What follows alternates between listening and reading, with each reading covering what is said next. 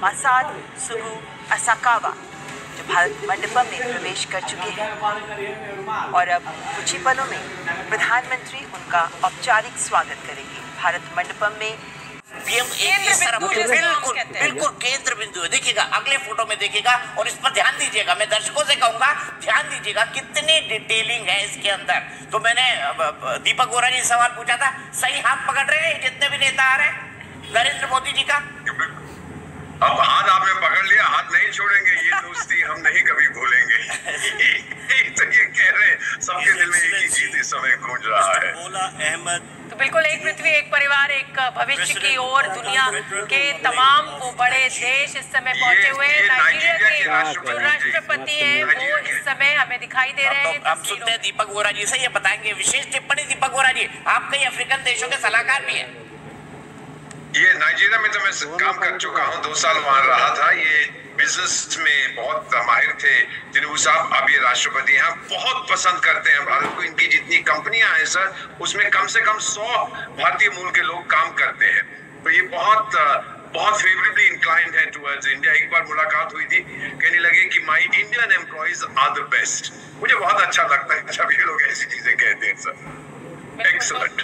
Nigeria के राष्ट्रपति के बाद अब अगले मेहमान आपको टीवी स्क्रीन पर दिखाई दे रहे हैं। आज से G20 समिट का आरंभ होना है। पहला सेशन जो है वो वन अर्थ थीम पर आगे बढ़ेगा और मेहमानों के पहुंचने का सिंगापुर के प्रधानमंत्री इस समय टीवी स्क्रीन पर आपको दिखाई दे रहे हैं। भारत मंडपम में प्रवेश कर चुके हैं और प्रधानमंत्री नरेंद्र मोदी की ओर आगे बढ़ते हुए आपको लगातार दिखाई दे रहे हैं। गर्मजोशी के साथ नमस्ते करते हुए सिंगापुर के प्रधानमंत्री जो है वो नमस्ते कर रहे हैं प्रधानमंत्री नरेंद्र मोदी को, क्योंकि उनकी आदत होगी ना। सिंगापुर में बहुत सारे इंडियन ओरिजिन के लोग हैं और खूब रहते हैं वहाँ पर, और एक से एक जो है इंडियन क्लब्स हैं वहाँ पर, बाकी सब चीजें हैं। तो सिंगापुर में नमस्ते बड़ी आम बात है, आपको सड़क पे भी करते हुए लोग मिल जाएंगे। क्यों आरती जी? बिल्कुल, देखिए इंडियन डायस्पोरा पूरी दुनिया में है, लेकिन सिंगापुर चूंकि नज़दीक में है एशिया में और एक बहुत ही इनफैक्ट इकोनॉमिकली भी बहुत ही एडवांस्ड इकोनॉमी है और सिंगापुर के साथ भारत के रिलेशंस हमेशा अच्छे रहे हैं। और इनफैक्ट चूंकि भारत और चीन के बीच में एक कॉन्फ्लिक्ट रहा है, एक टेंशन रहा है, तो वहाँ पे सिंगापुर का एक रोल रहता है हमेशा। पर इसके साथ साथ मैं ये कहूँगी कि अगर आप देखें सारे जितने भी लीडर्स यहाँ आए हैं अभी तक, सुबह से लेकर अभी तक, वो एक एनर्जी है, एक बहुत ही पॉजिटिव आप बॉडी लैंग्वेज देखेंगे, सब लोग खुश लग रहे हैं। ये बिल्कुल डिफरेंट है कि कुछ साल पहले कोरोना वायरस पैंडेमिक हुआ और उस टाइम का जो एक ग्लूम था, एक पेसिमिज्म था, वो आज की डेट में नहीं दिख रहा है। जैसे पूरी दुनिया की ग्लोबल इकोनॉमी इतनी लो रिसेशन में जा रही है। के लिए बस रोकूंगी, ये स्पेन की वित्त मंत्री हैं जो इस समय पहुंची हुई है। ये भी आमंत्रित बिल्कुल ठीक दीपक जी, आमंत्रित देशों की तरफ से ये है। और मुझे लगता है अगले मेहमान जो होंगे वो यूएई के प्रधानमंत्री होंगे। स्पेन की जो विदेश मंत्री हैं वो इस समय में दिखाई दे रही है, नादिया कैल्विनो इनका नाम है। प्रधानमंत्री नरेंद्र मोदी के साथ तस्वीर आप देख रहे हैं, ये पिक्चर मूवमेंट है और तमाम जो बड़े बड़े देशों के नेता हैं वो पहुंच रहे हैं। और जैसा कि मैं पहले जिक्र कर रही थी, पहले संगठन हेड के जो थे संगठन प्रमुख थे वो पहुंचे, उसके बाद जो आमंत्रित देश है उनके प्रमुख पहुंच रहे हैं और इसके बाद अब मुझे लगता है कि तमाम देशों के राष्ट्राध्यक्ष आएंगे। जी हाँ, तमाम देशों के राष्ट्राध्यक्षों के आने का सिलसिला दरअसल आप पूछ रही थी ना, क्या वेट कराते हैं जो मतलब राष्ट्राध्यक्षों को इन समिट से पहले बहुत कम वेट कराया जाता है। यूएई के प्रधानमंत्री इस समय आगे बढ़ते हुए प्रधानमंत्री नरेंद्र मोदी के तरफ, और इसको एक भारत की कूटनीति की दृष्टि से ये जो पूरा एक आमंत्रित देशों का जो एक पूरा कुनबा यहाँ G20 में जुटाया गया है, ये इसको दीपक वोरा जी कैसे देखना चाहिए?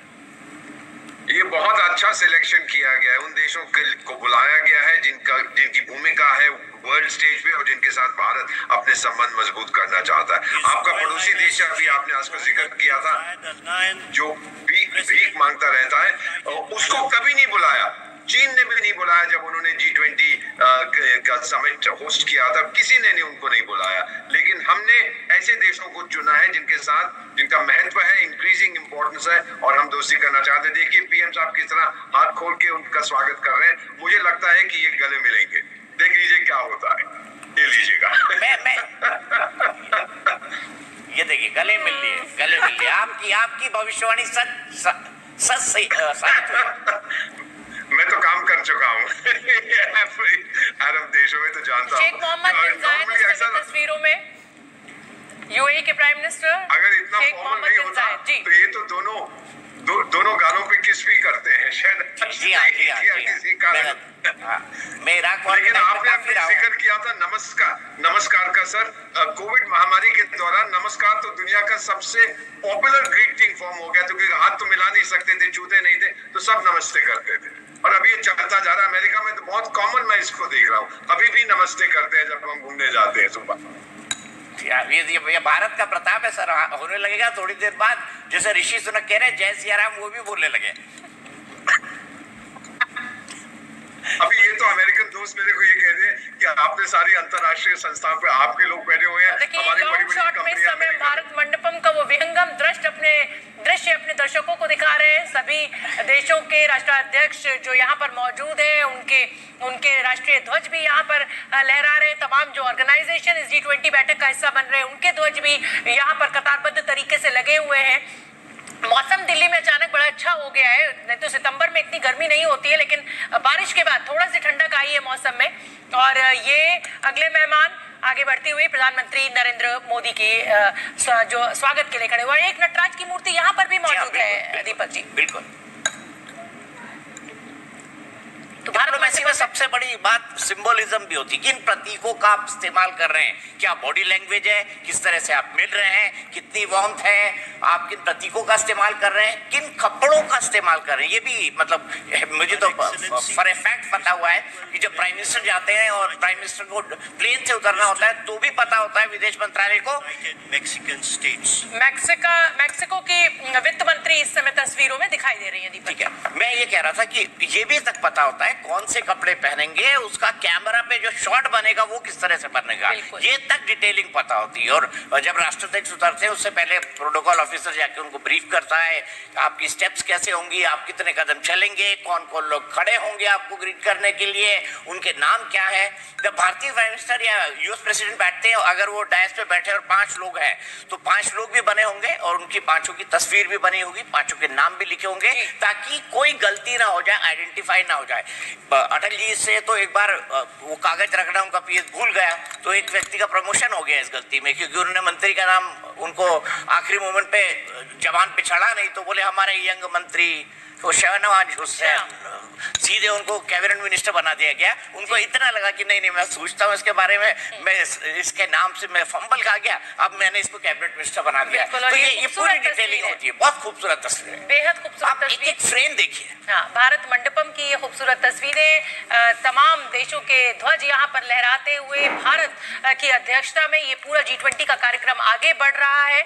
और प्रधानमंत्री नरेंद्र मोदी इस समय भारत मंडपम में मौजूद है। उन तमाम विदेशी मेहमानों का खुद वो स्वागत कर रहे हैं और फिर वो सभी मेहमान जो है वो अंदर हॉल की तरफ बढ़ रहे हैं, जहां पर लगभग 10:30 बजे के करीब ये पूरा कार्यक्रम शुरू होगा। पहले जो तमाम संगठन है उनके हेड्स पहुंचे हैं एक एक करके, उसके बाद जो आमंत्रित देश हैं जिनको विशेष आमंत्रण दिया गया है उनके जो हेड्स हैं वो पहुंचे हैं। प्रधानमंत्री नरेंद्र मोदी गर्मजोशी के साथ सभी विदेशी मेहमानों का स्वागत करते हुए दिखाई दे रहे हैं। तो 2 दृश्य इस समय आज की सुबह के बेहद खूबसूरत दृश्य आपको दिखाई दे रहे हैं। यूएई के प्रधानमंत्री आपको तस्वीर में इस समय दिखाई दे रहे हैं। पहली तस्वीर में गर्मजोशी के साथ हाथ मिलाते हुए प्रधानमंत्री मोदी और स्पेन की वित्त मंत्री ये आपको दिखाई दे रही हैं। और दूसरा दृश्य जो है वो मंडपम का वो विहंगम दृश्य जो दुनिया को, जो पूरा इंटरनेशनल मीडिया इस समय देश की राजधानी दिल्ली में मौजूद है वो अपने अपने देशों में पहुंचा रहा है। तो इस आयोजन को सफल बनाने के लिए एक रात दिन की मेहनत की गई है कूटनीति की दृष्टि से। मैं प्रणय का भी रुख करना चाहूंगी, विशाल पांडे भी मेरे रिपोर्टर जी न्यूज के वहां पर मौजूद है। प्रणय, जैसे कि मैं और दीपक जी लगातार चर्चा कर रहे हैं कि बहुत अहम हो जाता है इस तरीके से एक सफल आयोजन करना किसी भी देश के लिए, और ये कोई छोटा मोटा आयोजन नहीं है, बहुत बड़ा आयोजन है। लगभग 45 के करीब इसमें लोग हिस्सा ले रहे हैं, देश हिस्सा ले रहे हैं। तो प्रणय तक मेरी आवाज नहीं पहुंच पाई है। दीपक वोरा जी का मैं एक बार रुख कर लेती हूँ जल्दी से। दीपक जी, एक बहुत बड़ा आयोजन है G20। दुनिया में अब दुनिया का भरोसा G20 पे है ना मैम। एक तरफ तो बागी ग्रुप है जिसको आप ब्रिक्स कहते हैं, जो पश्चिम के साथ नहीं मिले हुए हैं, दूसरी तरफ ब्राह्मण का ग्रुप है जिसको आप G7 कहते हैं, अमीर देश है, और G20 है क्षत्रिय क्लब, जो अब दुनिया की जो समस्याएं हैं उनका समाधान करेंगे। उसीलिए उसको बनाया गया था 2008 में, जब उसकी पहली मीटिंग हुई थी हेड्स ऑफ स्टेट लेवल पे। बहुत आर्थिक स्थिति दुनिया की खराब थी, अमेरिकन सब प्राइम क्राइसिस हुआ था, एटसेट्रा एटसेट्रा। G20 पर अब दुनिया की नजर टिकी हुई है। It represents hope. और जो G193 है, जो संयुक्त राष्ट्र संघ है जिसके 193 सदस्य हैं, वो तो